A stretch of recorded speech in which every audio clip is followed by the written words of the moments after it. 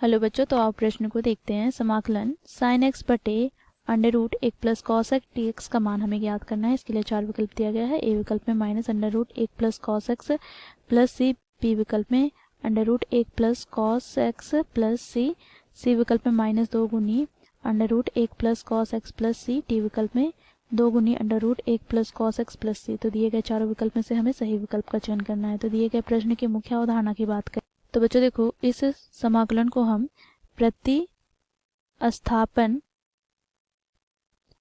विधि का प्रयोग करके सरल करेंगे। साथ ही बच्चों यहाँ पर हम देखेंगे, यदि cos x को x के सापेक्ष अवकलन करें तो ये हमें प्राप्त होता है माइनस साइन x के बराबर।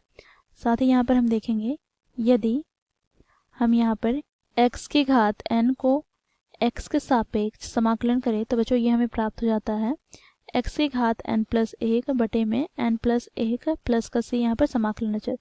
तो इस मुख्य अवधारणा की सहायता से हम दिए गए प्रश्नों को हल करेंगे। तो प्रश्न में बच्चों हमें दिया गया है समाकलन, जिसे हम i के बराबर ले लेते हैं। और यहाँ पर क्या है, तो देखो समाकलन साइन एक्स बटे अंडर रूट एक plus cos x D x.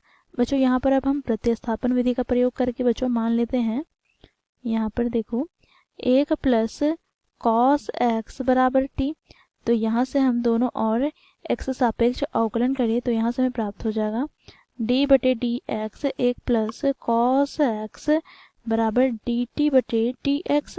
तो यहाँ से बच्चों देखो हम इसे अलग अलग अवकलन कर रहे हैं। तो देखो यहाँ पर एक का एक्स के सापेक्ष अवकलन प्लस का यहाँ पे कॉस एक्स का एक्स के सापेक्ष अवकलन बराबर यहाँ से डी टी बटे डी एक्स। तो यहाँ पर हमें प्राप्त हो जाएगा, देखो अचर पद का अवकलन हमें प्राप्त हो जाएगा शून्य, प्लस बच्चों यहाँ पर cos x का x सापेक्ष में अवकलन हमें प्राप्त हो जाएगा माइनस का sin x। तो प्लस माइनस माइनस हो गया।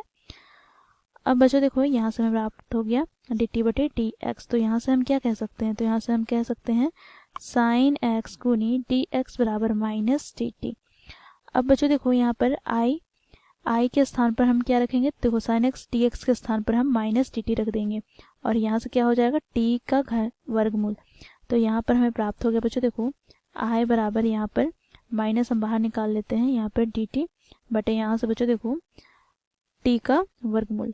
अब बच्चों देखो यहाँ पर हम इसे क्या लिख सकते हैं, तो बच्चों देखो टी को हम लिख सकते हैं टी की घात माइनस एक बटे दो गुनी डी टी। अब बच्चों इसका हम अवकलन करेंगे मुख्य अवधारणा में प्रयोग किए गए सूत्र का। तो यहाँ से हमें प्राप्त हो जाएगा बच्चों देखो टी की घात n प्लस एक, अर्थात यहाँ से n का मान क्या है, तो माइनस एक बटे दो प्लस का एक बटे में क्या हो जाएगा, तो माइनस एक बटे दो प्लस का एक और यहाँ पर प्लस का सी समाकलन अचर।